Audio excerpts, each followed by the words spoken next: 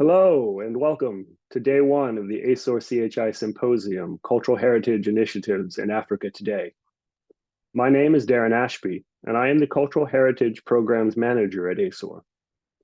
Before we begin, I want to remind everyone that this event has simultaneous translation in English, French, and Arabic. To hear the best language for you, please click on Interpretation at the bottom of the Zoom program and choose your language. The button has a planet or globe symbol on it. The symposium is organized by ASOR's Cultural Heritage Initiatives, or ASOR CHI. ASOR CHI celebrates its 10th anniversary this year. From its beginning, ASOR CHI has supported the protection, preservation, and promotion of cultural heritage in Southwest Asia and North Africa through close collaboration with cultural heritage professionals, academics, and civil society members living in the region. Today's session, Protecting Libyan Cultural Heritage, is the perfect example of that collaboration. The session will be divided into two parts. The first part will consist of pre-recorded talks by each presenter. After this, we will have a discussion led by our two session moderators. As you listen to the talks, please submit any questions in the Q&A chat at the bottom of the Zoom program. Our two moderators today are Dr. Ahmed M and Dr. Aida Ejroushi. Dr. Imraj is an associate professor in the Department of Archaeology, Faculty of Arts at the University of Benghazi.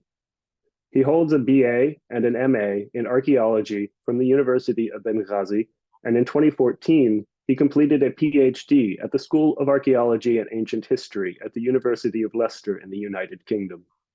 Dr. Emraj also serves as ASOR's representative for heritage activities in Libya. Our second moderator is Dr. Aida Ejroushi. Dr. Ejroushi, an architect from Libya, obtained her doctoral degree in land use, planning, management, and design with a specialization in historic preservation from the College of Architecture at Texas Tech University. Dr. Ejroushi's research revolves around historic preservation planning, planning history, international planning and development, critical theory, uneven development, and science and technology studies. She is particularly interested in the intersection between historic preservation and urbanization. Finally, before I turn things over to our moderators, I want to say Eid Mubarak to all our Muslim colleagues and audience members. We at ASOR wish you and your families all the best for the rest of the holiday. Thank you again for being here, and I yield the screen to Dr. Ahmed and Dr. Aida. Thank you, Darren. Thank you, Jared. Thank you, everyone. Hello, everyone. Ladies and gentlemen, esteemed colleagues, and distinguished guests, welcome to the Cultural Heritage Initiatives in Africa Today, April 11 to 13. I'm Aida Ejroushi, and I'm honored to co-chair the Libyan session with Dr. Ahmed M. I want to express my sincere gratitude to each of you for gracing us with your presence today. I also would like to extend my special thank you to the entire ASOR team for their diligent work in organizing and coordinating this exceptional event.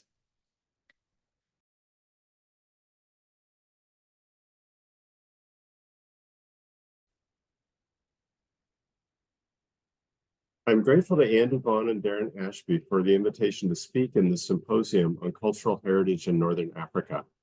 As a longtime ASOR member, I've been glad to see ASOR broadening its reach to new areas and to embracing the importance of cultural heritage, both in protecting monuments and resources, and in understanding ways in which a focus on heritage provides opportunities for collaboration with local communities in the regions where we work.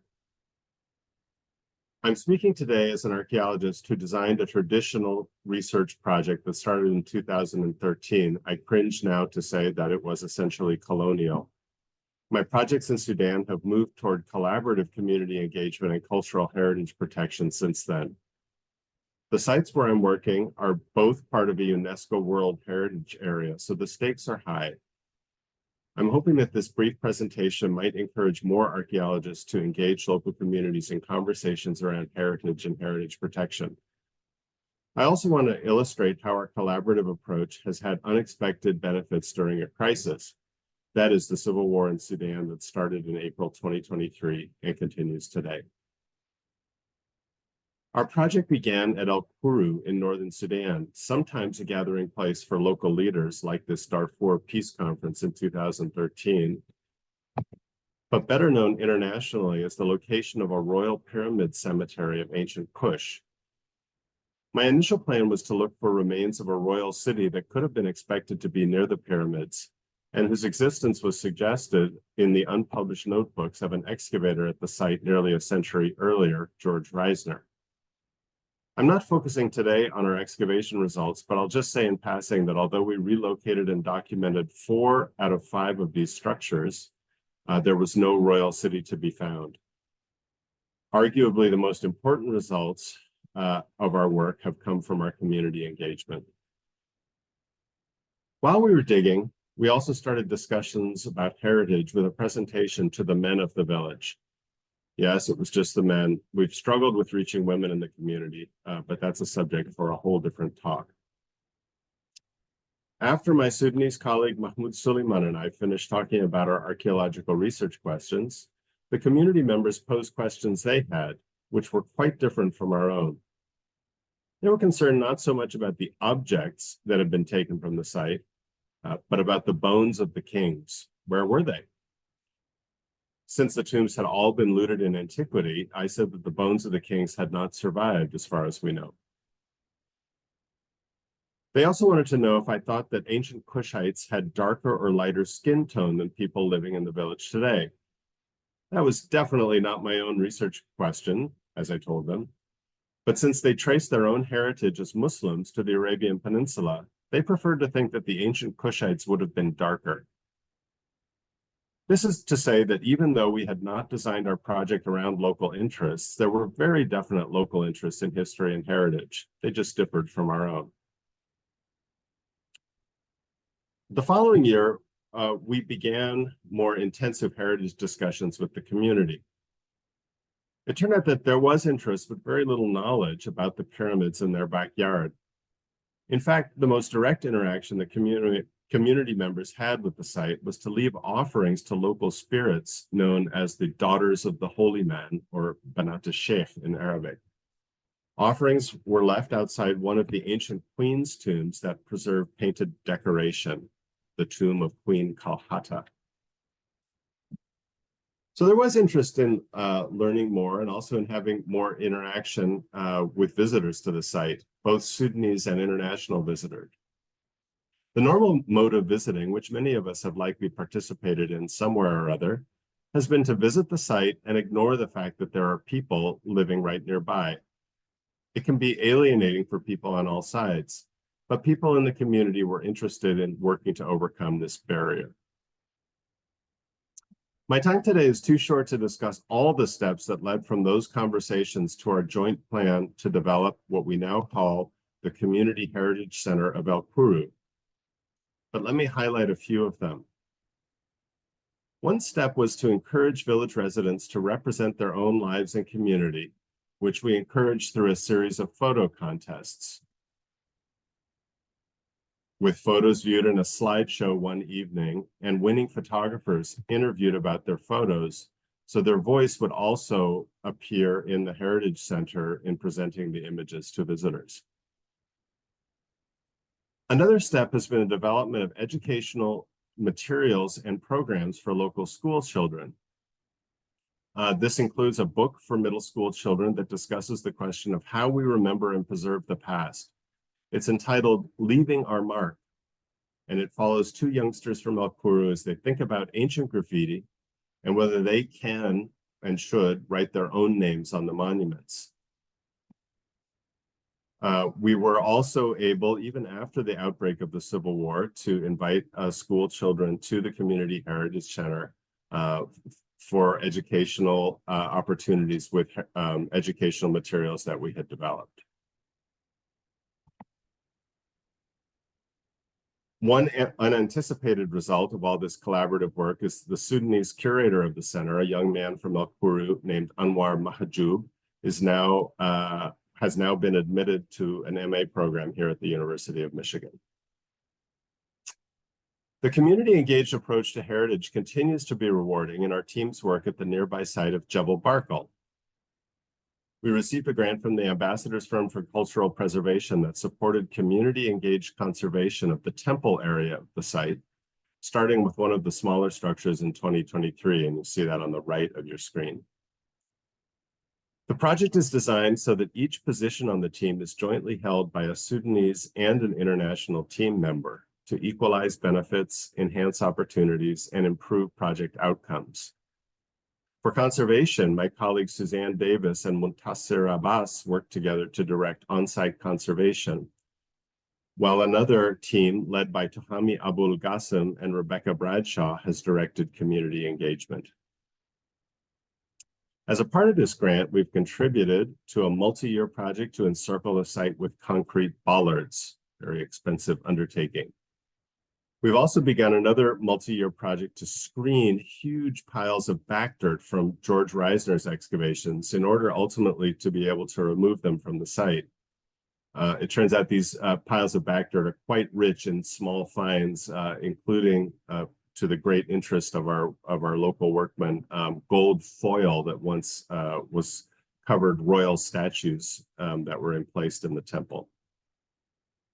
A visiting film crew for the show Expeditions Unknown filmed this part of our work in 2023.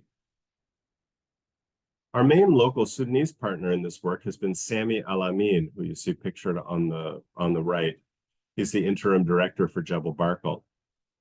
Soon after the civil war started, it became clear that the major threat to the site was likely to be internally displaced people rather than direct threats of looting. It became, of the 10 million people displaced by the war, many have relocated to northern Sudan, where they live with relatives or in camps. This area of the country has by far the densest concentration of archaeological sites and monuments, and managing crowds through education and programs has one way that Sami has been able to reduce negative impacts on the site with help and financial support from our project. So in concluding, I would just say, without a truly collaborative approach, we would not have been able to continue this work through the current time of crisis in Sudan. And I would end by just saying to all of you who are listening, please do not forget about Sudan. It's a dire situation, and we hope for better times in the future. Thank you very much.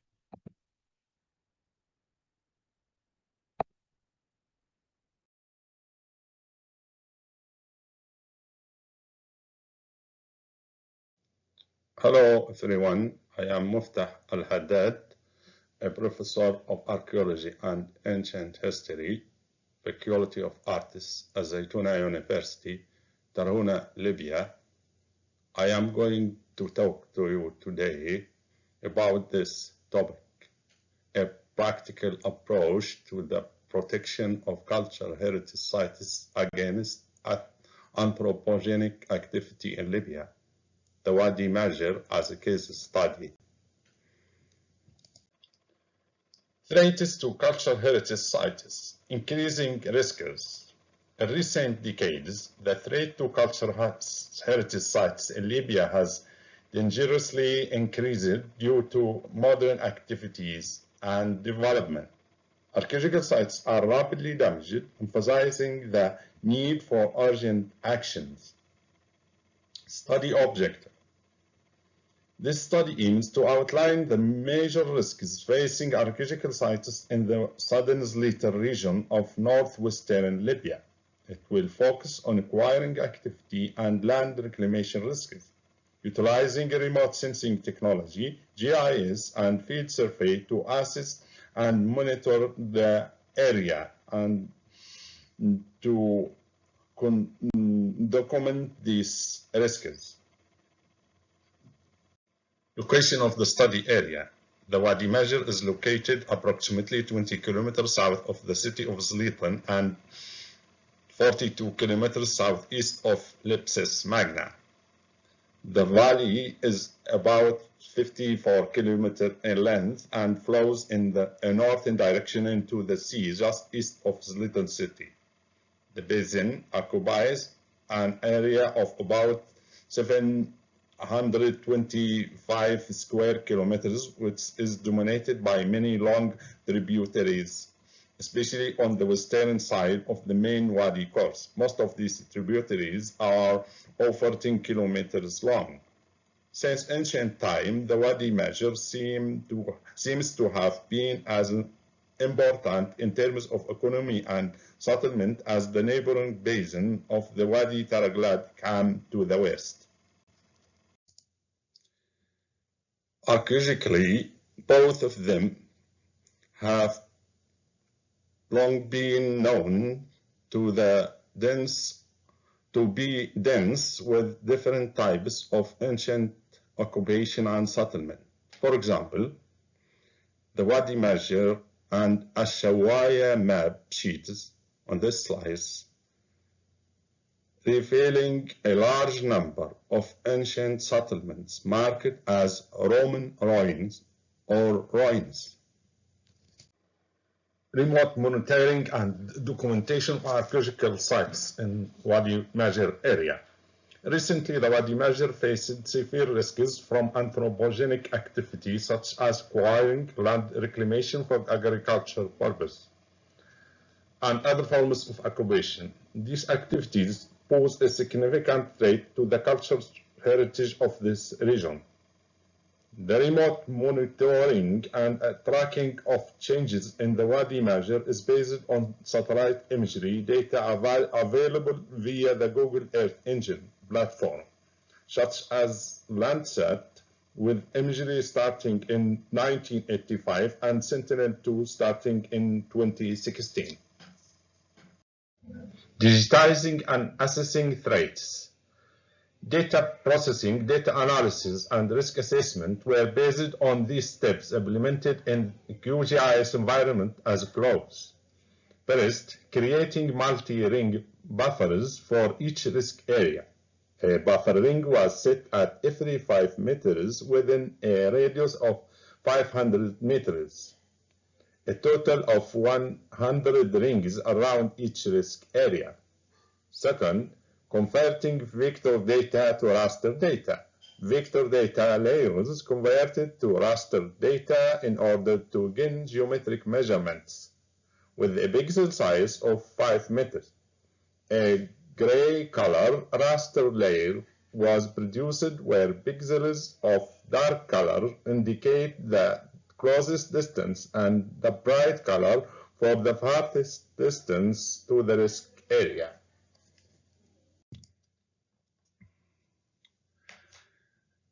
Third, reclassification of raster risk layer to specific levels. The pixels in the layer were classified based on a specific distance to 10 categories. Risk levels were classified by the spatial distance of the button from 0 into 5 categories, from very high to no risk.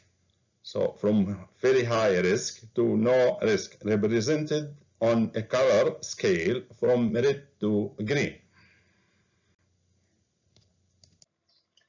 The field survey. The field survey team considered the remote monitoring results and decided to concentrate the first season of field work in the most threatened sector of the Wadi.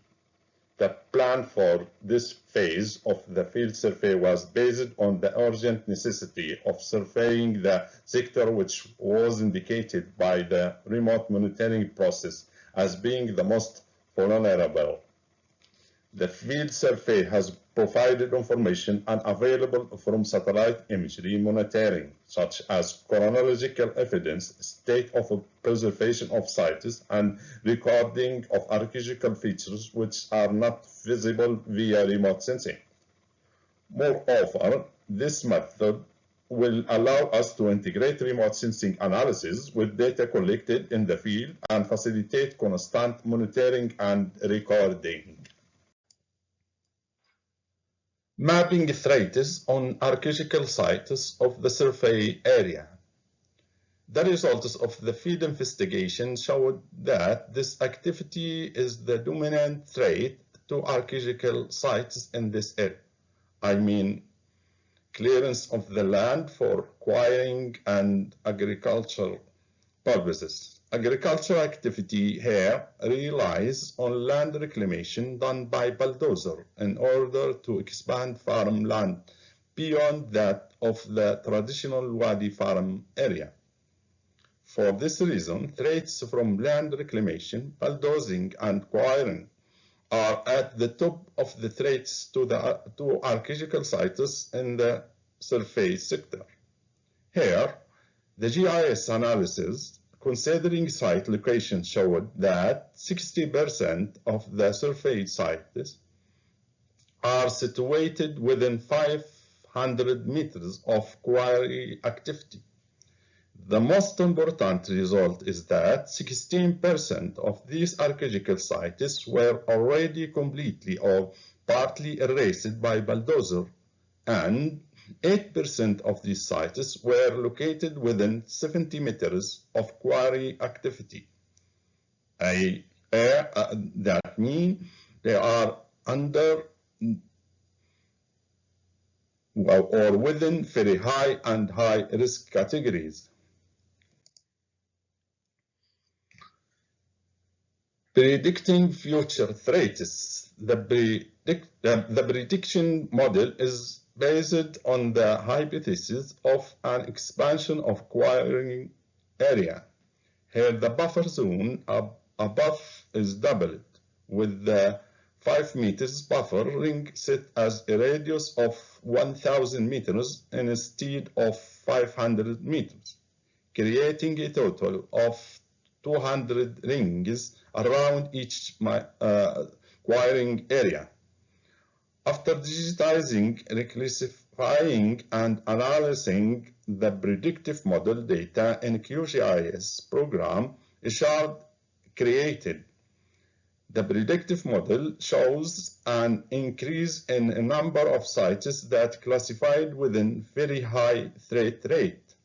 On the other hand, the number of sites of low or no threat categories recorded by the 200 buffer rings is decreased to 45% by the predictive model in comparison with the previously employed 100 buffer ring models. Conclusion. The remote monitoring and field survey work have thus revealed that many archaeological sites in the southern Zliten area are under a severe risk. Thanks to the head of the Department of Antiquities, who responded quickly to my report and sent an official letter to the Attorney General informing him about this risk to cultural heritage sites in this area. Accordingly, the Attorney General summoned the head of the DUWA, the Mayor of Zliten, the Mayor of Homs, the Commander of the Security Department of Zliten, and the head of the Tourism Police and Archaeology Protection. They met, discussed the problem, and finally agreed to implement the following urgent actions. First, the Department of Antiquities urgently must carry out a field survey in which all archaeological sites, especially those threatened by quarrying activity, should be registered and documented. Second, the importance of coordination and joint work between the municipality of Zliten and the local archaeological office with regard to industrial and agricultural activity south of Zliten, especially when acquiring companies apply for an authorization to practice in new areas. Third, preventing any acquiring company to operate before providing official maps showing the area of activity and its spatial boundaries, and to inform the local archaeological office about the place of its activity, on which basis the office will send field inspectors to verify the data and grant permission to practice if there is no threat to archaeological sites in this area. So, after that, the inspectors from the archaeological office in Sleaton started doing their job, and they applied these actions and doing also time to time field visit to monitor and control this process in the Wadi Masha. Thank you for your attention.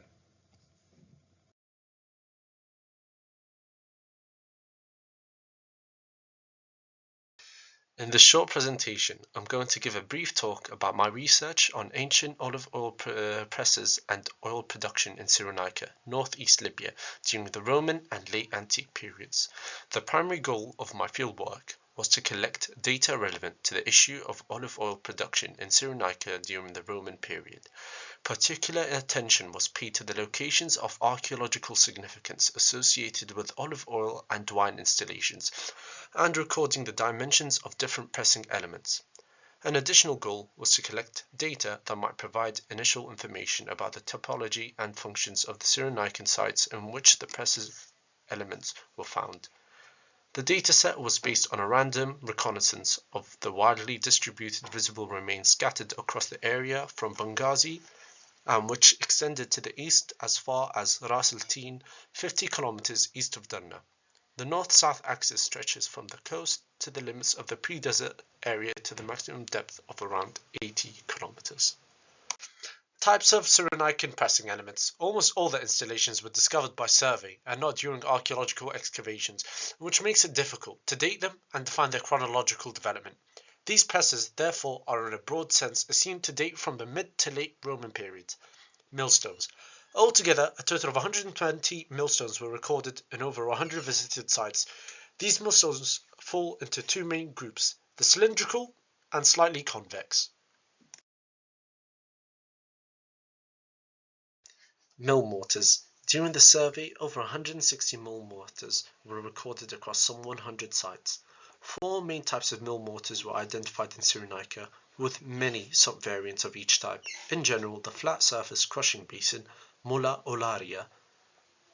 Archaeological evidence from the various regions of the Mediterranean basins indicate that the Mulla Olaria millstone is also the most prevalent, both in the western and eastern Mediterranean, including amongst the major producers.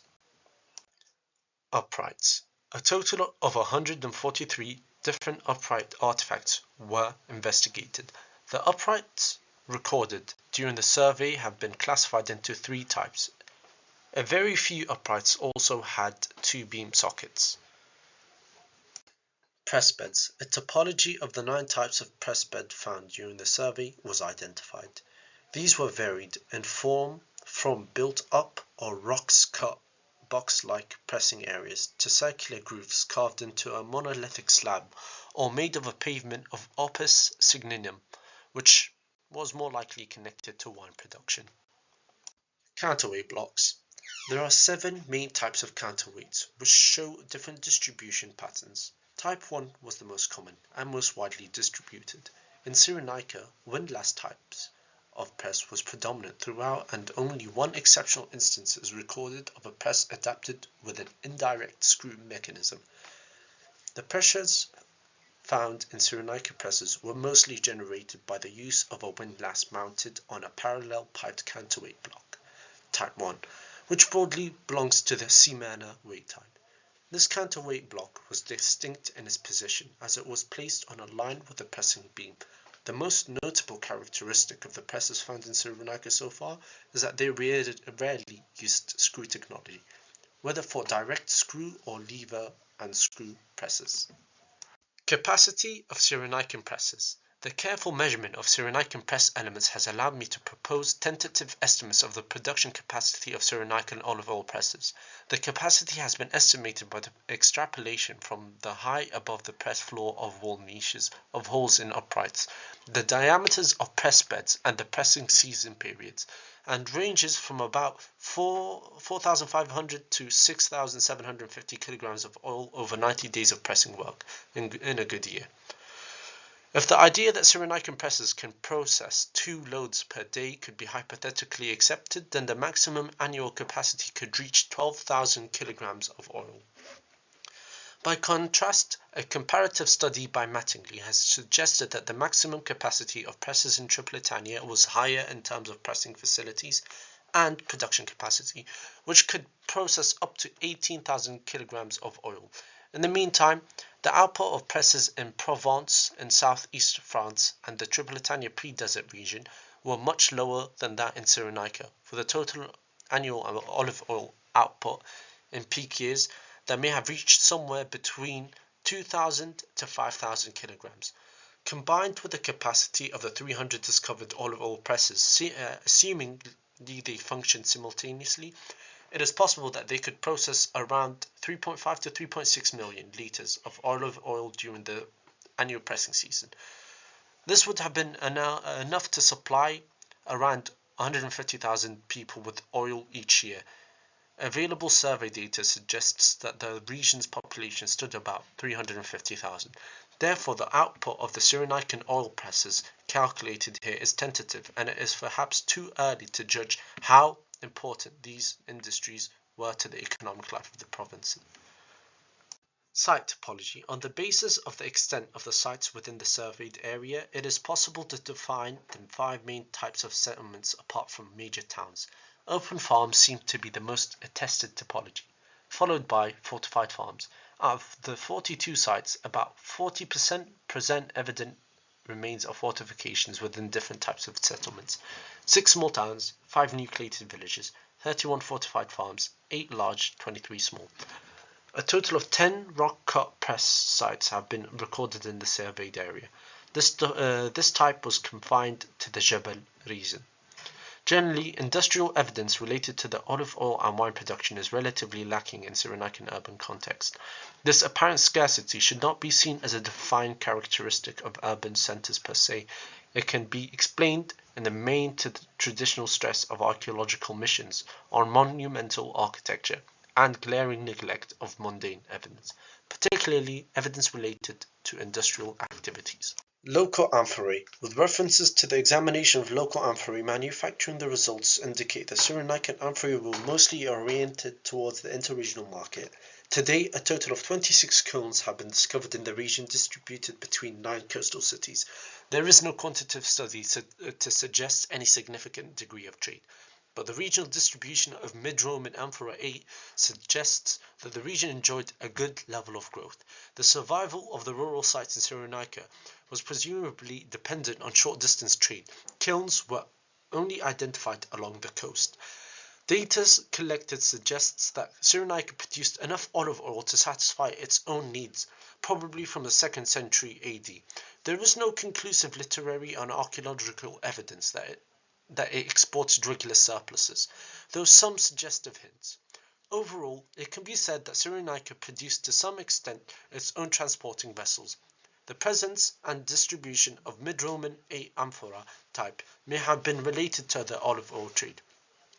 This type of transporting vessel, along with mid-Roman 1, mid-Roman 9, and mid-Roman 10 amphorae, were manufactured in different centers along the coast of Cyrenaica, slightly away from the hinterland, where olive oil cultivation thrived, and which thus implies export.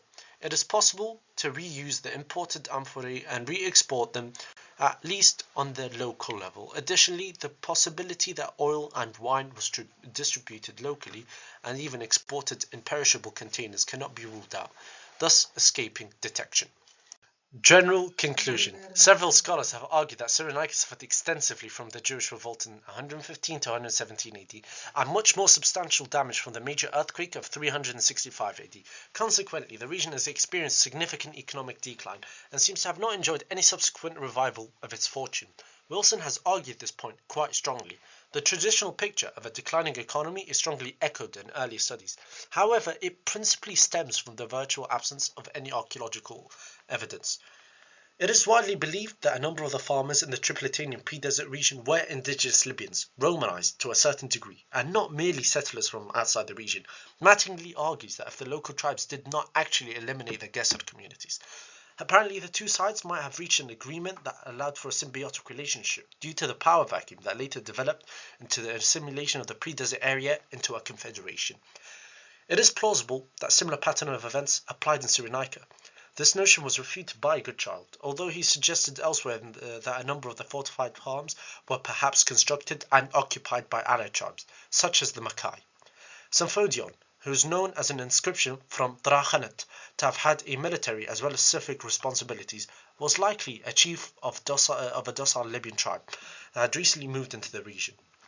Symposium perhaps belonged to the Merisoi, who possibly formed one of the forces that joined Heracles in his war against Phocis in 610 AD. The growing evidence from both urban and rural archaeological excavations and recent surveys, although the associated finds have yet not been fully analysed, support the impression that there appears to have been a period of reasonable prosperity following the economic crisis of the 3rd century AD. Occupation of the countryside covers a large part of classical antiquity, but with some intensification in the 4th through to the 7th AD, the economic structure seems likely to have been embedded in a regional economy rather than having developed primarily in a relation to the overseas markets. So this has been just a very brief overview, an introduction to the ancient olive presses and oil production in Cyrenaica, northeast Libya. If you're interested in learning more about this topic, and for a more in-depth explanation of the analysis I have conducted, this work is now being published as a monograph by the British Institute for Libyan and North African Studies, BILNAS, with a digital version available open access through the Institute's website. Thank you.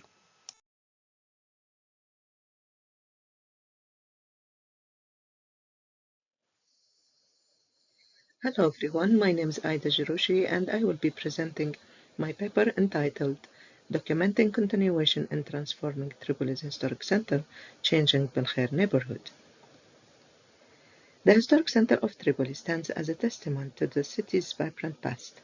However, under the pretext of urban redevelopment, recent years have seen a wave of urban interventions sweeping through the city's historic center, raising concerns about the preservation of its cultural legacy.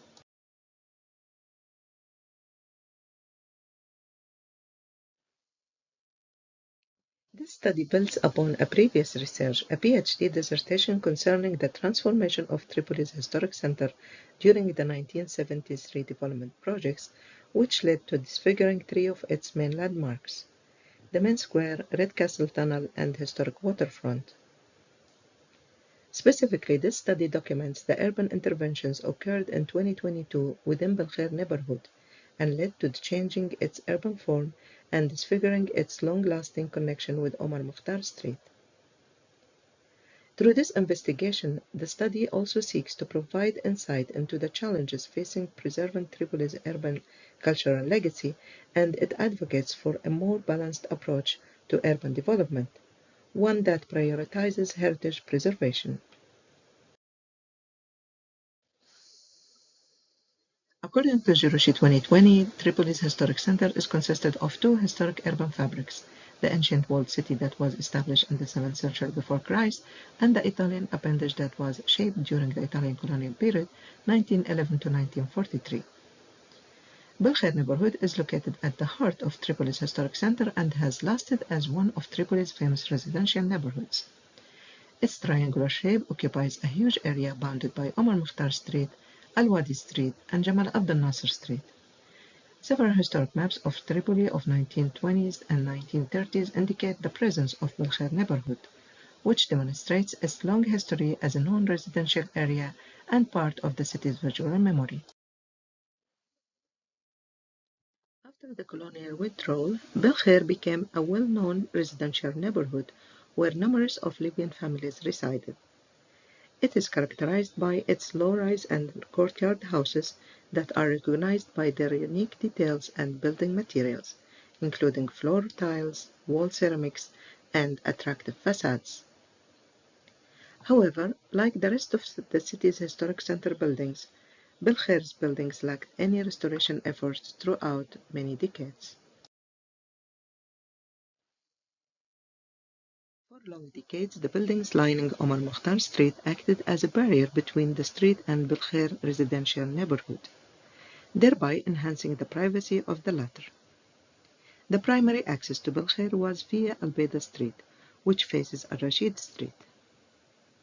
However, in 2022, a new redevelopment project was initiated in that historic area, involving the creation of a wide street within Belkhair neighborhood. This project entailed the demolition of a long strip of Belkhair's historic buildings, effectively dividing the neighborhood into two separate parts. Moreover, the demolition of two buildings at the beginning of Alhddad Street has significantly exposed Belkhair's residential buildings on Omar Mukhtar Street, while disrupting the continuity of the street's buildings.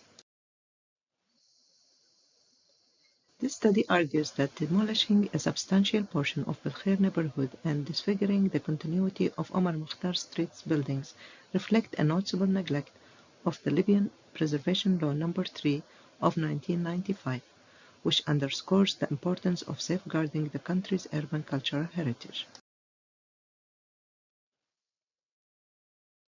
In addition to the Libyan Preservation Law No. 3 of 1995, Libya has been a member in the United Nations Educational, Scientific and Cultural Organization UNESCO since 1953. In 1978, Libya ratified the 1972 UNESCO World Heritage Convention, which emphasized the importance of cultural landscapes as a valuable source of cultural heritage. According to Betzett's 2006 study, the primary definition of historic urban landscapes was first formed during the Vienna Memorandum based on the definition of historic and architectural areas in UNESCO 1976 recommendation, which is defined and summarized as every historic area and its surroundings should be considered in their totality as a coherent whole, whose balance and specific nature depend on the fusion of the parts of which it is composed, and which include human activities as much as the buildings, the spatial organizations, and the surroundings. All valid elements, including human activities, however modest, thus have a significance in relation to the whole, which must not be disregarded. The protection of historic sites involves various theoretical frameworks, including urban planning and urban identity. To ensure protecting cities' cultural heritage, there was a call to integrate historic preservation into town planning. This emphasis was pronounced in 1957 in Paris during the First International Congress of Architects and Specialists of Historic Buildings.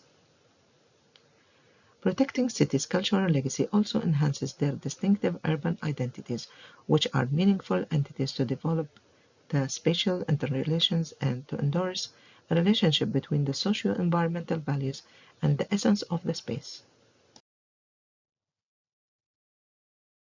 Using a comparative graphical analysis supported by historic maps, Google Earth maps, and recent images, this study aimed to shed light on the impacts of these interventions on protecting Tripoli's historic urban fabric.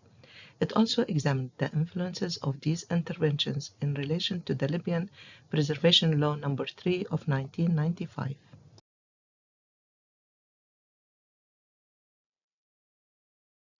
During the 1970s redevelopment projects, a huge highway was created around Tripoli's historic center. This led to a rise in traffic within the already compact historic area. As an attempt to open more streets to reduce traffic jams, the authorities decided to create a wide street within Belkhair neighborhood. This urban intervention entailed demolishing many of the neighborhood's historic buildings and dividing it into two separate sections. The two images show Omar Mukhtar Street before and after the 2022 urban interventions, and they illustrate the resultant void between the street's attached buildings. These three images show Omar Mukhtar Street's demolished buildings before, during, and after the 2022 redevelopment projects. These two images show a recently built 12-story apartment building and its location within the Belkhair neighborhood, which represents a notable departure from the traditional low-rise architectural style that characterizes the historic center of Tripoli since its establishment. Creating a wide street within the Belkhair neighborhood led to erasing many of its buildings, dividing it into two separate sections, and obliterating its historic character. Demolishing two large buildings on Omar Mukhtar Street has disturbed the continuity of its buildings and affected Belkhair neighborhood's privacy. introducing a broad street through the Belkhair neighborhood paved the path for constructing high-rise buildings, disrupting the uniformity of building heights within Tripoli's historic center. To conclude, changing Belkhair historic neighborhood highlights the unsatisfactory performance of many planning and preservation entities tasked with preserving Tripoli's cultural legacy. The urban interventions of the 1970s and 2022 within Tripoli's historic center underscore the critical need to activate the Libyan preservation law to safeguard the historic urban fabric of the city. The study underscores the importance of adopting a more balanced approach to urban development, one that places a higher priority on heritage preservation. By doing so, Libya can enhance its commitment to safeguarding its urban cultural heritage for future generations. The social attitude during the 1970s and 2022 redevelopment projects within Tripoli Historic Center reflect deficiencies in the social roles of authorities and citizens. Firstly, there was an authoritarian approach to implementing redevelopment projects rather than prioritizing the protection of the city's urban cultural legacy. Secondly, there was a notable lack of public awareness regarding the citizens' responsibility in safeguarding Tripoli's cultural heritage. Further investigation into this aspect could be a valuable avenue for further study.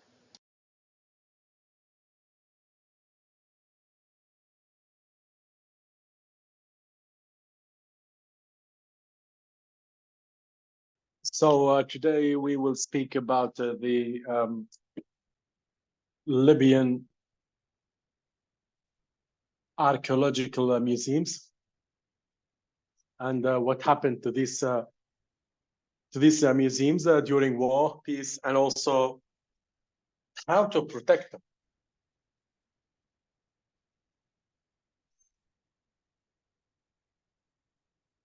So this is a list of the Libyan museums with dates or the year of foundation. Some of these museums actually started during the Italian colonialism era, and other museums started after the World War as well. And there were many other museums that were actually founded after 1969, after during Gaddafi's regime. Here are some historical information about Libyan museums. They provide the visitors with information about a prehistoric civilization in Libya, starting from rock drawings. We're talking about the Phoenician, Roman, and also Greek ancient locations and archaeological sites. You may also find things from the Byzantine era.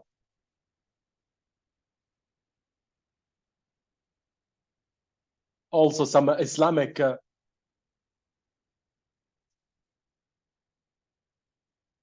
antiquities, in addition to even some human skulls, glass, mosaics, murals, coins, and all of these things are actually reflecting on the Libyan history and prehistoric era in Libya.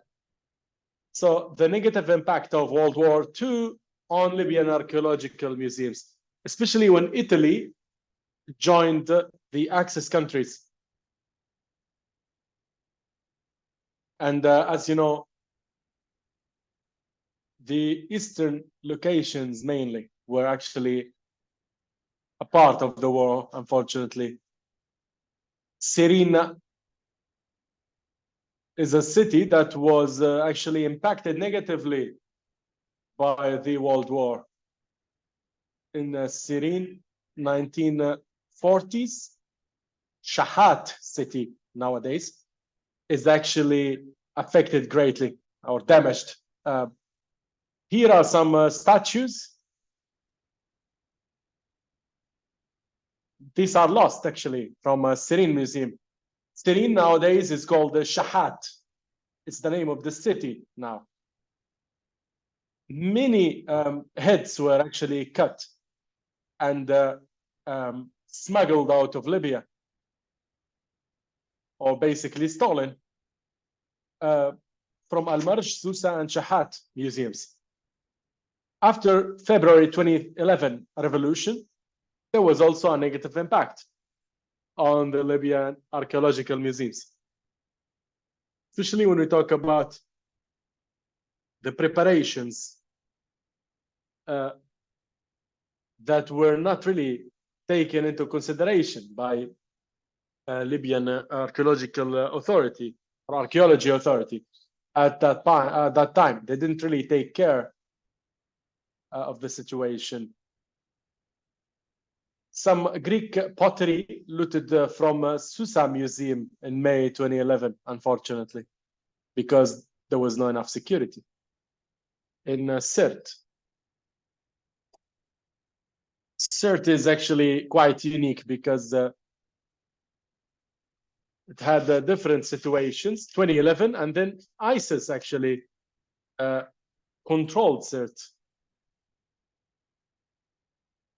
No one knows where the pieces are now. That was in Sirte Museum. Sirte Museum now is more of a, or from 2014 to 2016, it was more of a storage for, or a warehouse for shells and cannons and weapons. Bani Walid museums as well, they were also, it was also damaged in 2011, 2013, and 2016. Different times, many pieces. Actually, 149 pieces were stolen. And that includes pottery vessels, lamps, glassware, coins, sculptures, and even stone burial utensils. In Misrata, it was also stolen. 77 pieces or items in 2011 were stolen. Most of them were Numidian and bronze coins, also some silver coins, and many other things. Mainly coins, actually. In Sabrata city, 24th of February 2013, there was a Serapis statue. The two heads were stolen. But after 2 months, police managed to bring it back, or 1 month actually. Libya Museum, one of the most important ones in the city and Libya as well. Before liberation of Tripoli from Gaddafi's regime, it was actually a military operations room by Gaddafi's forces. It was affected as well. Many pieces were stolen, but then they were also seized and brought back, luckily. Because of the security situation, most of the museums were closed. And what's inside it? They just locked it down in some secret locations, east, west, and south, in order to protect them. As you can see, Leptis Magna Museum is now empty, fully empty.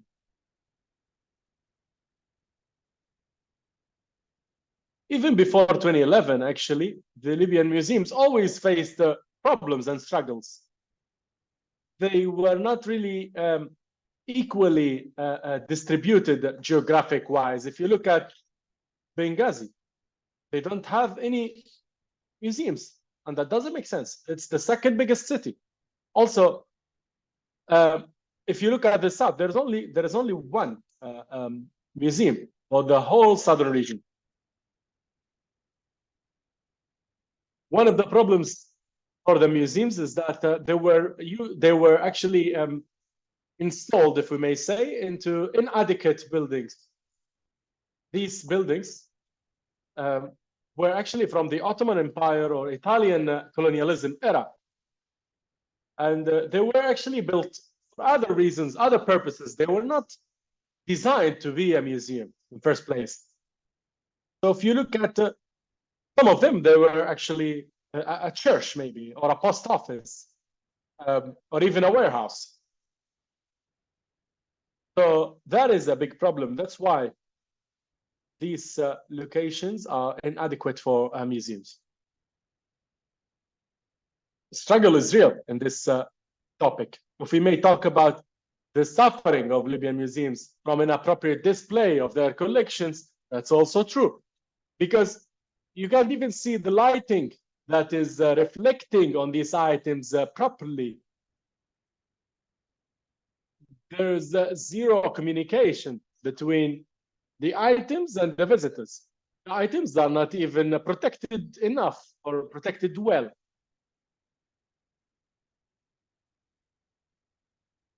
Normally, we don't even have people who are specialized in museum work.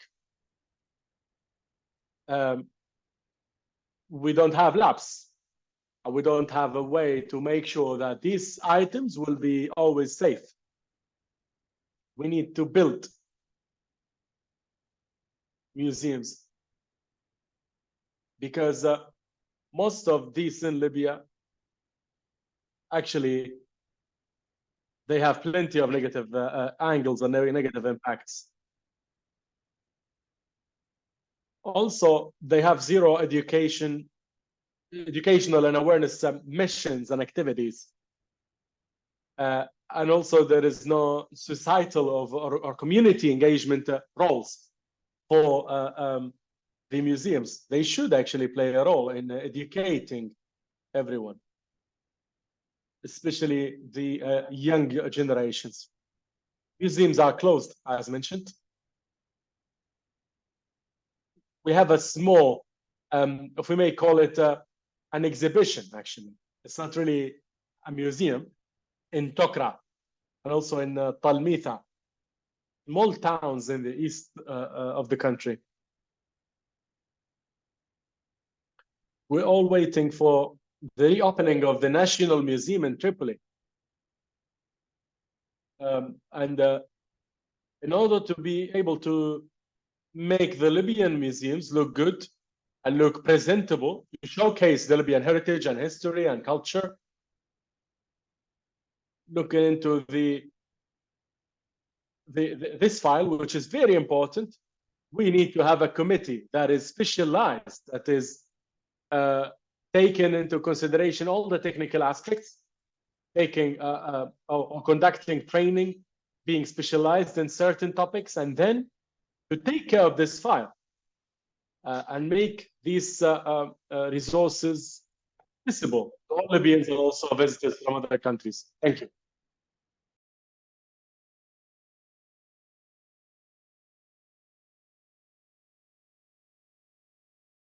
Thanks to the organizers for inviting me to speak to you today about the effects of climate change and coastal erosion on the maritime heritage of Libya. This work is part of the Maritime Endangered Archaeology Project. We are a comprehensive threat assessment program focusing on maritime cultural heritage in the Middle East and North Africa. We are primarily using satellite imagery, but also work closely with in-country partner institutions. Today, I would like to briefly introduce two components of our work. First, I will talk about our coastal change detection work using the case study of Tokra, and secondly, I will outline the results of our most recent survey along the Cyrenaican coast carried out by our Libyan colleagues that investigated the impact of Storm Daniel on archaeological sites.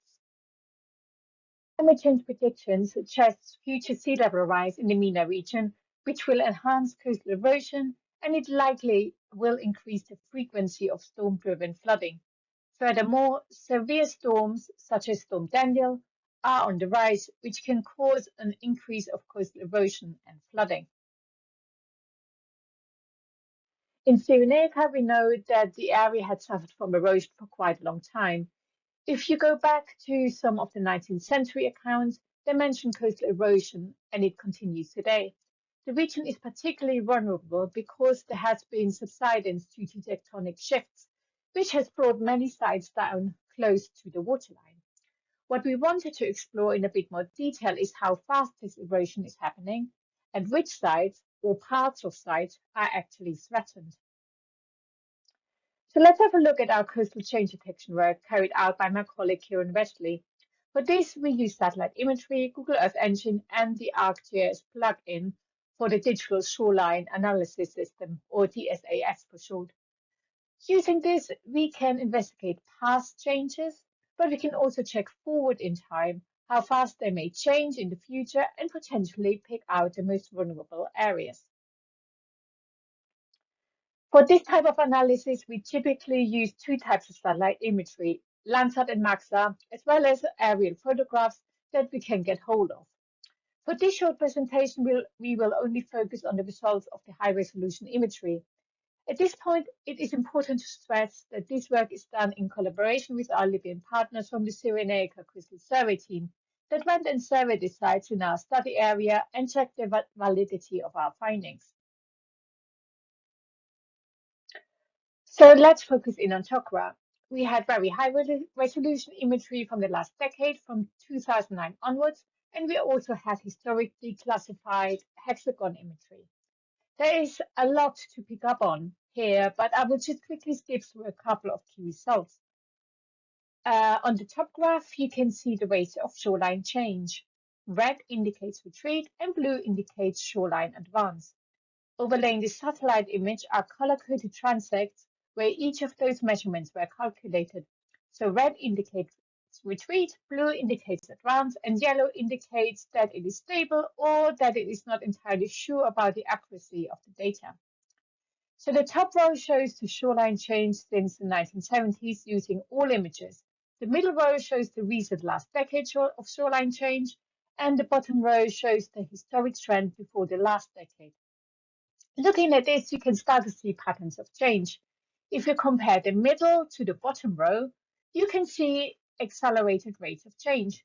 So within the last 10 years, we can see faster rates of retreat than happening previously. We can also see that the location of advance has moved around. So for instance, if you look at the bottom left, Tokra historically had most of its coastal erosion concentrated on the western part of the site. But when you look at the image above, you can see that the erosion is concentrated on the center part of the site now. So now we have this idea of what has happened to the sites. Can we project this forward in time to try to understand how those sites might have changed in the future? To do this, we used the DSAS plugin and included uncertainty values because we can't exactly say where a shoreline will be in 10 or 20 years. However, we can estimate within a range where it might be. At Tokra, you can see erosion potentially eating into the central part of the site. This site plan shows only exposed remains on the surface. However, a lot of the site has not yet been excavated. And there are certainly buried and unrecorded remains close to the edge of the cliff line. And these are the ones that will be affected if erosion continues in the future. Now let's look even further into the future using the list coast model developed by Wostukas et al. 2020, which allow projection to 2100. So in the red on the image here, you can see what we think might happen by 2040. In yellow and green, you can see possible erosion by 2100, depending on the level of emission of greenhouse gases. So an immediate scenario and an intermediate scenario and a worst case scenario. Part of this big difference is because post 2050, if greenhouse gases emission rises, sea level rise will accelerate, and this will cause potentially increased coastal erosion. It should be mentioned that these models work on a global basis, so how well they translate to site scale is still open to question. Nevertheless, this could give us an idea of what could potentially happen. So it is crucial to understand and monitor what is happening at a site level. What these and other models suggest is that sea level rise and hence any resultant effects will strongly accelerate post-2050. Clearly, some structures are definitely at risk now, even if the steady erosion continues, but it accelerates with sea level rise, especially post-2050. Now, that said, is this all actually climate change? What we see in Cyrenaica is that at least some of these changes are caused by human action, such as sand mining and urban expansion. Sand mining is problematic as it basically removes the beaches, which are the protection for the shore behind. If you take away the beach, the waves can reach right up to the cliff and the backshore behind. And this is where the erosion happens. Urbanization is another issue because as people build, they block off wadis and build dams, as for instance in Apollonia. Sediment delivery has historically come as a result of fluvial delivery through the wadi system.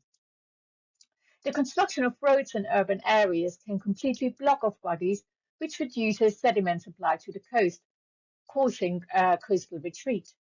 Of course, these human actions increase the vulnerability to climate change, and this will make the effects of sea level rise potentially even worse. Now we have explored coastal change from space, we will turn to the Cyrenaica Coastal Survey project to highlight some of the real impacts of increased storm surges on the coast of Cyrenaica. On the 11th of September 2003, Storm Daniel struck the coast of Cyrenaica, bringing with it extremely heavy rainfall. The resulting flash floods caused an immense amount of damage. Storm Daniel has been classed as a medicane, a strong Mediterranean cyclone with hurricane-like characteristics. Climate change is predicted to increase the intensity of this type of storm, including increased wind and rainfall. As yet, we know very little about the direct impact of this type of storm on the Libyan coast, and it is imperative to study and monitor the effects of this phenomena on the coastline to be able to understand and predict the effect of future storms on coastal environments. The previous work of the Cyrenaica Coastal Survey team evaluated satellite imagery and carried out ground survey between Chokra and Apollonia in 2020 and 21. This work has already highlighted that the archaeology of the Cyrenaican coast is highly vulnerable to coastal erosion and extreme sea level rise and storm surges. The team carried out a rapid survey between October and December 2023 and visited sites previously recorded. The main aim was to assess the damage sustained by the medicane, but also to record other damages sustained since the sites were last visited.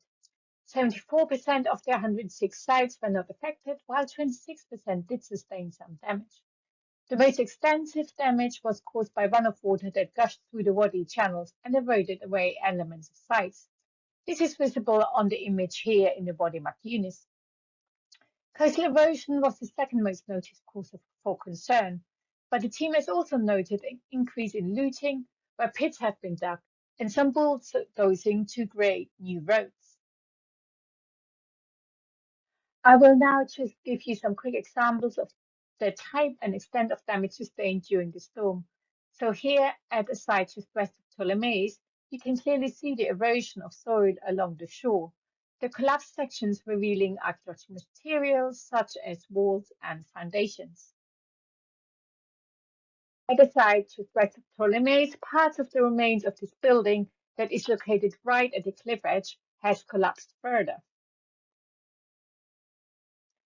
Even further west of Ptolemais towards Al-Okla, the Wadi Akhtar water channel has been affected by coastal erosion and cliff collapse, as well as washout due to water runoff.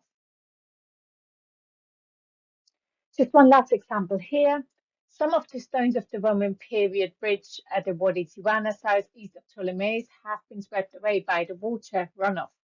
While the damage to each site has not been huge, what is worrying for the future is the accumulative damage over a relatively short period of time if the intensity of the storm continues or even increases.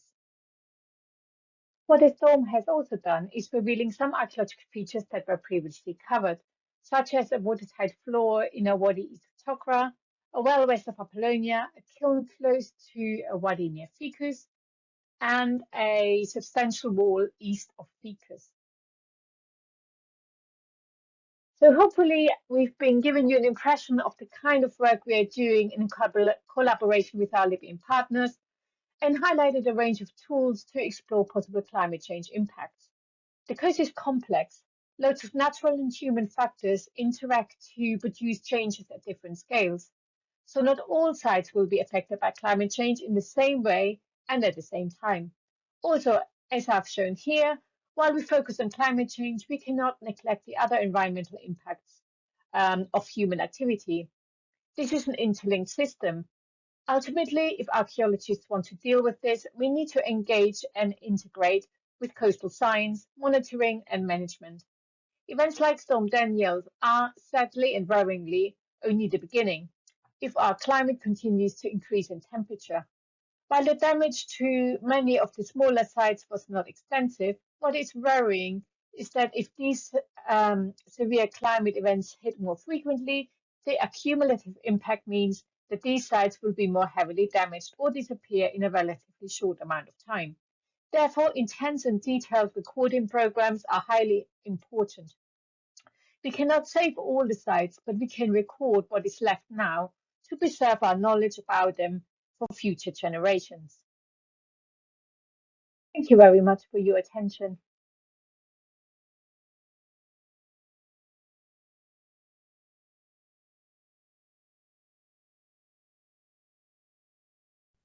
Okay. So our first question for Mr. Geoff Emberling, he will not be available to answer, but we expect to get the answer from him later. I will read the question.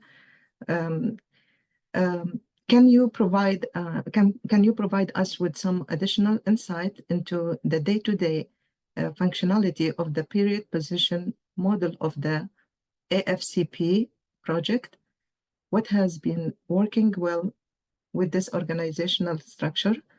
Are there any unexpected tensions that this approach has revealed that you have then been better able to address as a joint team? So there are three questions in total.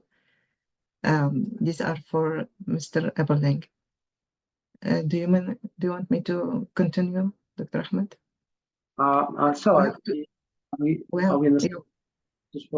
for Muftah, yeah? Yes, we have two questions for Dr. Muftah, one in Arabic and one in English.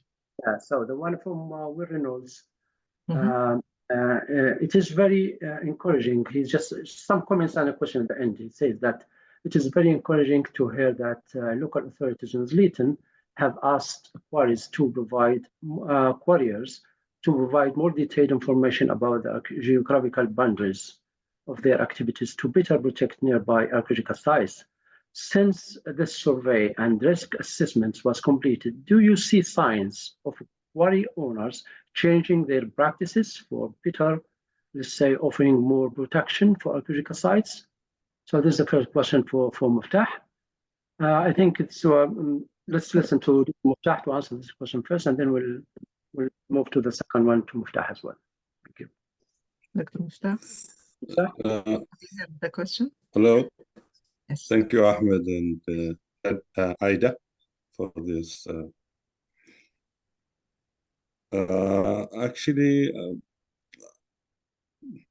until last year, 2023, I can remember they still, and the archaeological office in Zliten still acting in this, and inspectors from the Zliten archaeological office doing field visits when the quarrying company applying for new position or location to practice the activity. So they do this role, and they apply this action that everybody agreed to when we done the report and the field work in Zliten area. This year I have any information in 2024 for these last 3 months. I don't know if they are still working on this, but until the end of the last year, they still doing their job in this.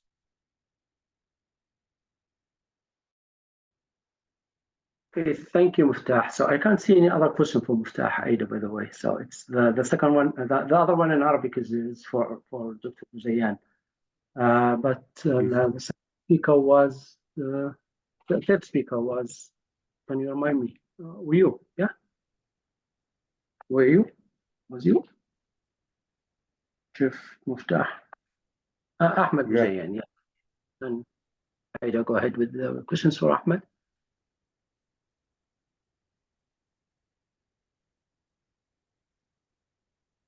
The one in Arabic is for Ahmed.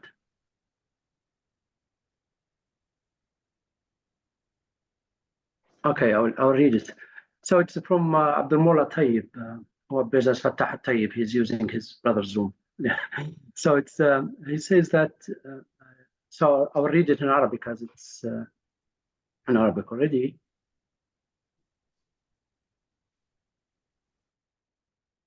We realized in the chart that the production of olive in Tripoli region is more than the in the Cyrenaica region. Is that the result of the Roman interest in olives more than the other civilizations that came through to Tripoli? It is not easy to answer this question, but it is very clear that the region, it is Tripolitanian region, was very famous during the Roman period, but because of the absence of any archaeological evidence in Cyrenaica, we can't tell. So it is really a tricky question because of the archaeological evidence, but it is very obvious that the Tripolitania was very well known for olive oil production. Nonetheless, we can't deny the idea that also Cyrenaica was a producer of olive oil production, but that's not on the same level of the Tripolitania.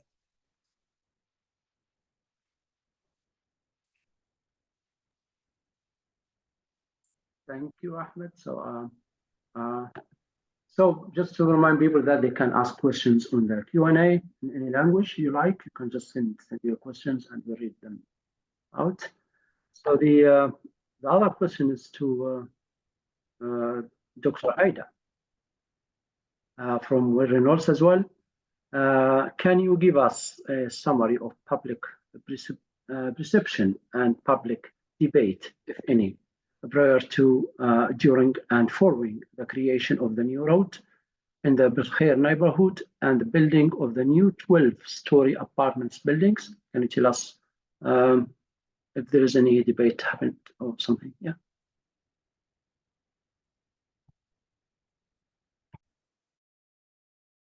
You're muted, Aida. Excuse me.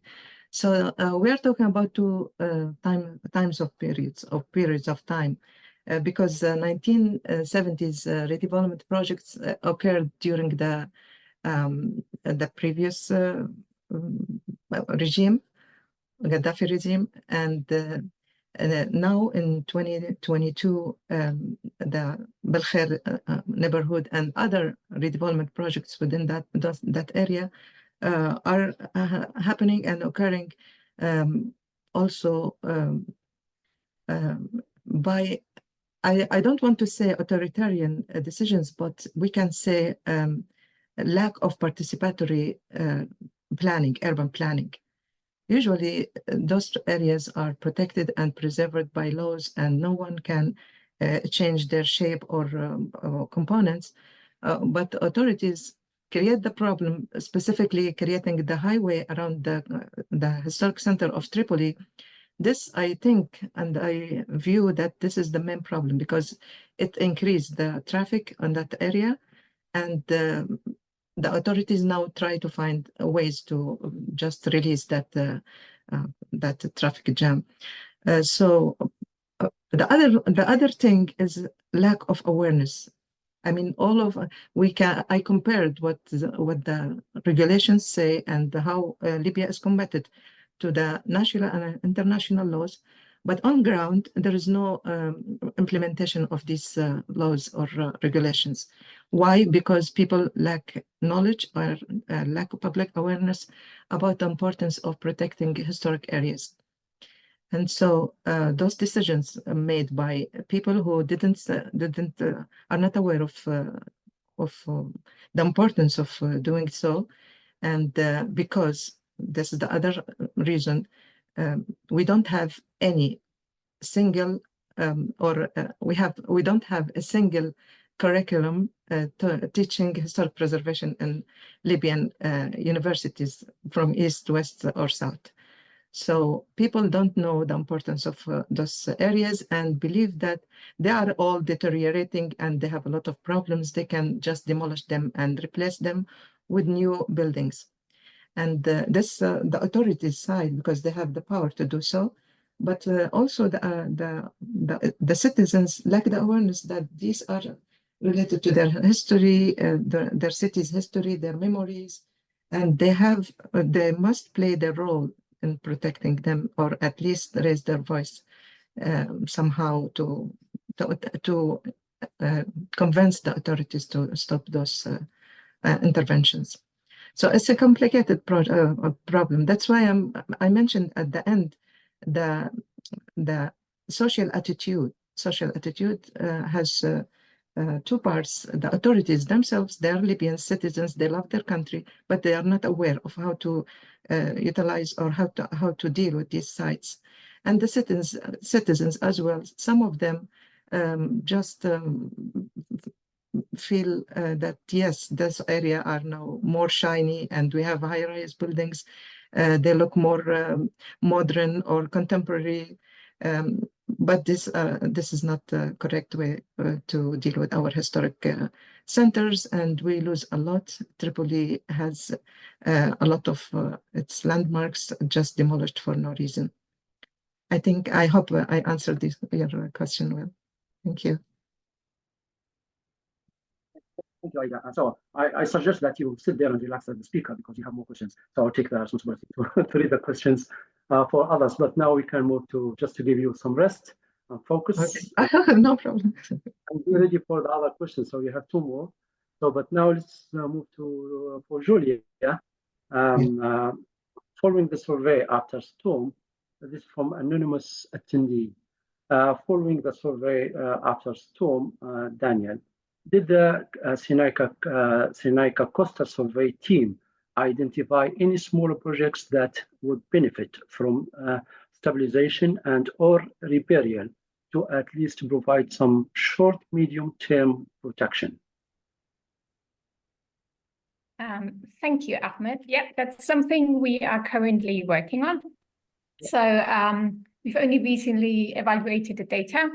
And what we're doing at the moment is we're thinking about which sites do need immediate protection. You have seen there were some smaller sites that were quite badly affected, particularly from the water runoff. So there might be some sort of stabilization needed of some of walls of some of the sites. So we are working on that at the moment. But yeah, certainly some work needs to be done to protect some of the sites. Thank you. Thank you, Julia. Yeah. Does anyone have a question, inquiry?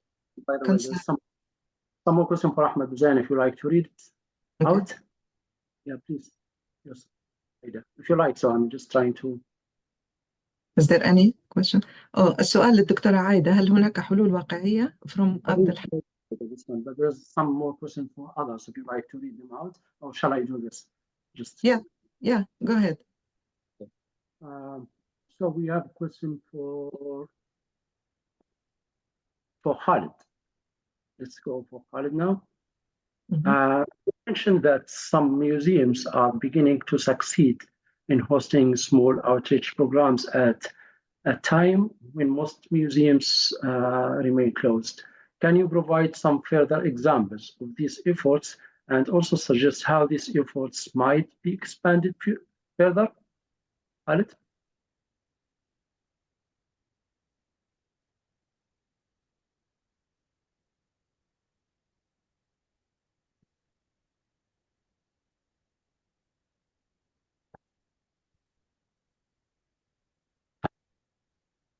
لا. هل تسمعونني؟ نعم.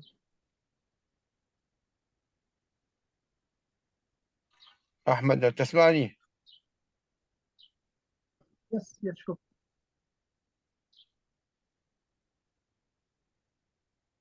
تفضل دكتور خالد نسمع فيك.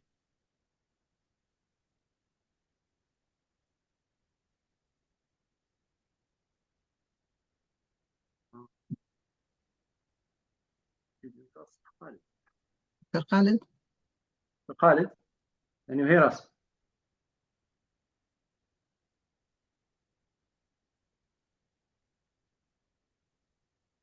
خلاص نمشي السؤال الثاني كان هذا دكتور. ونرجع له ثاني مش مشكلة. You, Aida. Yeah, okay. السؤال الدكتور عايدة هذا قصدك. Question for Aida. Can you give us a summary of public? It's from Will Reynolds. A summary of public perception. لا هذا قرن. هذا جاوبته هذا جاوب. Has been answered. I don't know. There's an I can say answered question. I can't see it. Yeah, there are many. No problem. في سؤال موجه لي نقدر نقرانه من شخص. تسمعونني؟ تفضل. I had a problem with the عندي voice, مشكلة. with the audio. I'm not an official in archaeology authority, but museums need a lot of work in terms of management and administration. The leaders of this file should be aware and should be informed on how important and responsible this topic is. If we may say that our museums are actually late. We are hundreds of years, or let's say tens of years late in terms of the scientific and applied in our museums. This is a very important element.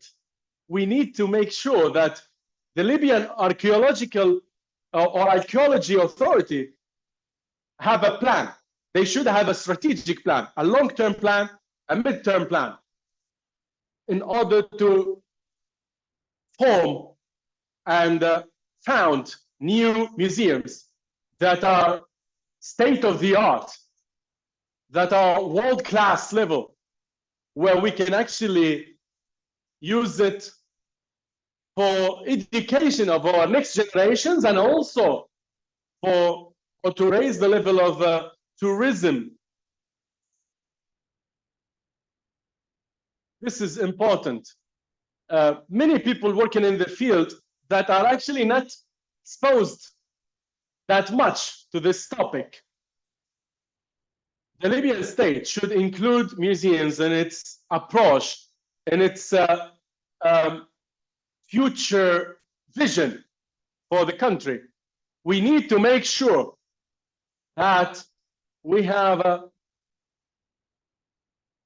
this vision where these museums will have a scientific message, a message to the public, and for those who like to protect and preserve the Libyan archaeological sites and antiquities. Another question. Any solution to save the Libyan ancient old buildings from damaging? Well, I can say that it's really hard to tell which body is the one that should take care of this. The problem is the powers, the authorities. Which entity are we talking about? So if we look at the studying this field in the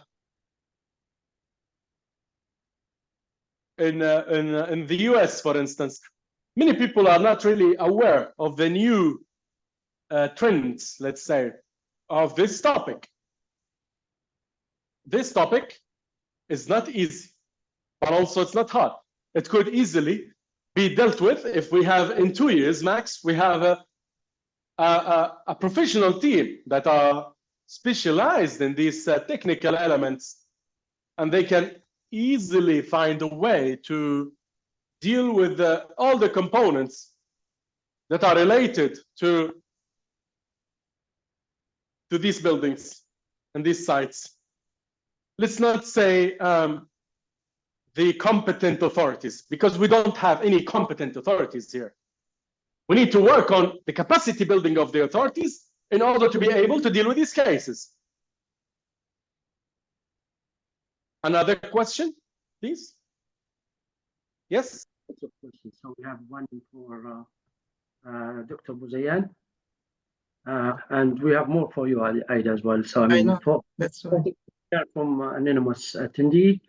Thank you for your informative presentation. Could you speak to modern olive oil production in your region, and if or how local producers are involved in your research?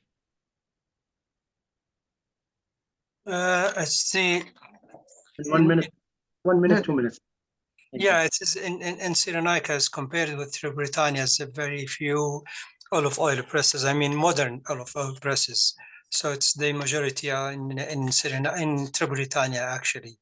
I didn't actually study any modern olive oil presses and compare them with the old one. So it is just because there are very few. And of course, it's my calculation as mattingly that it's based on the modern calculation. I mean, olive oil presses in Tunisia and Britannia and the other regions.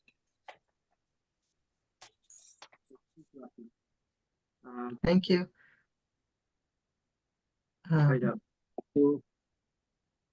Gauss. ناخذ سؤالي. Shall I read it out for you? So, okay. Okay. For Nicholas. دكتور نيكولاس. Sorry? في سؤال لدكتور نيكولاس، هو هذا سألته من قبل ولا واحد ثاني هذا؟ Sorry. Julia. Thank you for the helpful presentation. Was this answered? Absolutely. Julia's one has already been answered. Sorry, there are many questions. No, there are many. So they are still coming, So it's possible to trace coastal erosion. Have you answered this, Julia? No. So do you mean the one? Thank you for the helpful presentation. Starts with that. From anonymous attendee, it says for Dr. Nicholas. For Julia, yeah. For Julia. Yeah. So thank you for the helpful presentation. Is it possible to trace coastal erosion further back? You mentioned coastal subsidence. So do you know how much of the ancient sites have been lost prior to the 20th century? Okay, thank you for the question. We do know that certainly some of the sites have been lost before the 20th century. Indeed, during late antiquity, there was, huge earthquakes which caused the subsidence of many of the harbors in Cyrenaica, so like Apollonia, Ptolemais. So these harbors are actually still fairly well preserved under the water today. Coastal erosion has been a problem in Cyrenaica over the centuries, so the problem isn't new, and certainly some of the sites have been lost over the centuries. However, what is the problem now is that due to climate change and due to urban development, this type of coastal erosion is accelerating. It's much faster, and it's incredibly difficult to control. So therefore, the problem now is the speed in which we are losing the archaeology. So it's not just a few centimeters or meters a year. A few centimeters a year, it's a much bigger amount of beach and that we are losing. And he asks about how to trace it. Is there any other Yes, yeah. future plans for protecting this and eliminate those that erosion, or just tackle the problem some way? Yeah, that's incredibly difficult and an expensive, I suppose, venture as well to actually do this. I think the key is to record the archaeology along the coast, which is the most cost-effective way of dealing with this. Other ways of dealing with this would mean to build something like a seawall in front of archaeological sites that stop the waves from coming in and eroding the site away. But then you basically shift the problem further down the coast. So there's a question whether this is effective. And also part of the problem is urban planning. So to what extent will urban planners start to include archaeological sites within their considerations and the whole marine environment, which has been affected by the cutting off of the wadis. So it's the problem is that it's huge. The coastline is so big, so it's also very expensive, essentially, and almost impossible to get a handle on the problem in many ways. But I think it's very important that we record what we have, of course, or what we still have. Thank you. We have a question from Anonymous, from Abdel Al-Amouri. Oh, I think this was answered, yeah. Okay. So I have a question for myself, so not me, I mean, someone sent it to me. Very informative, thank you. In terms of activating the preservation law already in force, is there a mechanism within Libyan governmental systems to allow for the kind of input toward better implementation you are calling for? I think the first thing to mention is that historic preservation, urban planning legislations and laws prevent including historic areas within redevelopment or even development projects or plans. So this is the major mistake we are doing. Those areas should be away and should be protected, and those projects should not be even around them or even in their horizon. So all of that, even if something raised up in the skyline of those areas, it should be a violation, considered a violation. So we need to start from there. Those areas should be protected, and no way to include them in urban planning redevelopment plans by any means. And this is the first thing to know. The second thing is that the authorities need to know that what we are losing we will not be able to return back. So this will be lost forever. And we are in a critical situation. We need to raise the awareness for both the citizens and the authorities. Yeah, thank you. Deal with you as a speaker now. Yeah. Who else? We have some other questions. Just would like to read out Abdel-Menem Al-Amouri's comment. So it's in Arabic. Abdel-Menem يقول. I think this is a question for Ahmed Buzaian. Abdel-Menem is saying. No. I lost you, Dr. Ahmed. We didn't see that there are oil presses in the. Yeah, I think it has been answered.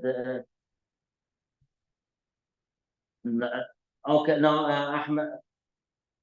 Yes. He didn't answer the second part of the question. Ahmed is saying. They're saying we didn't see that there are presses in big cities in Cyrenaica. Can you give an explanation for that? I already mentioned in my presentation, Ahmed, that it's not the absence. Actually, it is the issue is with the British with the foreign missions and their concentration on urban public buildings, and so they don't care about the industrial features. This is the issue with the absence of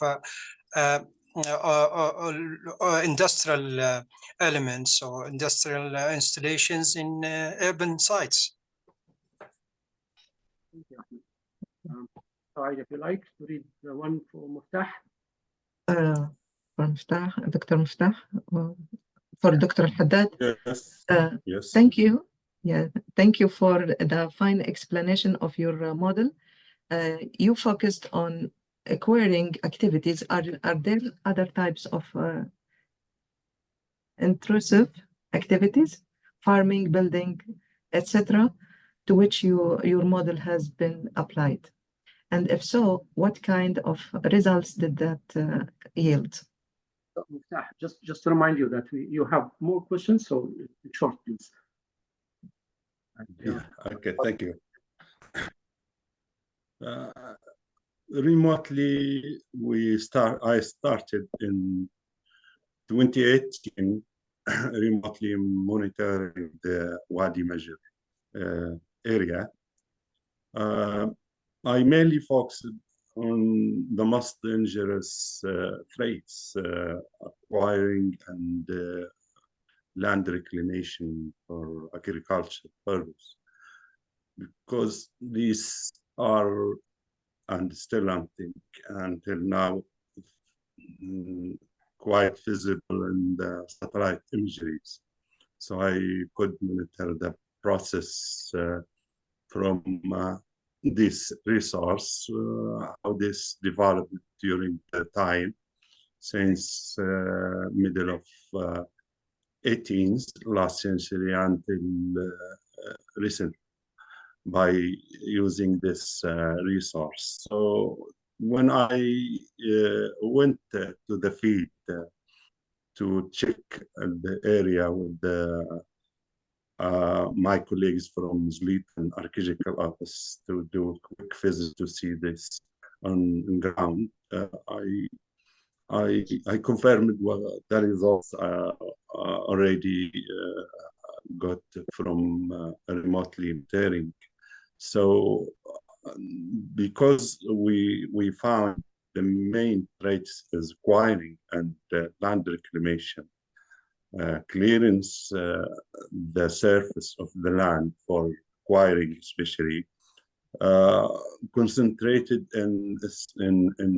mainly in one area which is close to the main road that can facilitate the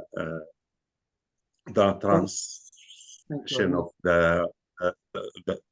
this material for the cement factories. There are 3 cement factories and close to the north. They use this acquiring resource, and this also benefit the landowners to expand their agricultural land behind the traditional wadi farming. So there are some threats, but the most dangerous are acquiring. So that's why we focus kind of. We are running out of time. Sorry. Yeah. So we can conclude. I think. Do you want to add one question or just conclude? 2 or 3 questions. We have 5 minutes, and we can conclude in just a few seconds. So one from Yusuf Lagwil for Dr. Aida. There was a question regarding Derna, and Aida is answering that we need to refer to the law. We need law and science in order to prevail in this endeavor. We need to abide by national and international laws and legislation. We need to raise awareness amongst the public as well in a serious manner, because we have lost a lot. This is a disaster happening in the old city. We need to preserve the heritage in the old city. Some preservations can lead to the reclamation of some buildings, but this needs a strong firm stance from the authorities and the public alike. Thank you, Aida. Thank you. So we can take 2 more questions, and then we conclude.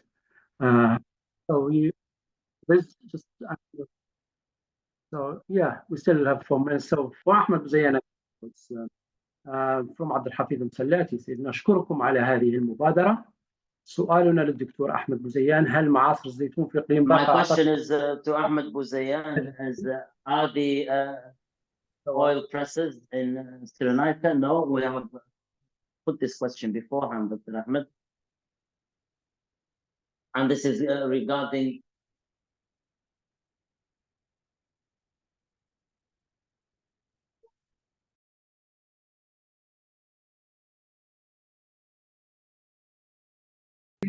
Can you hear us?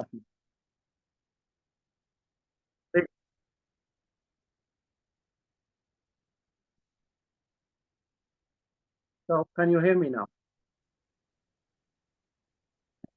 Can you hear?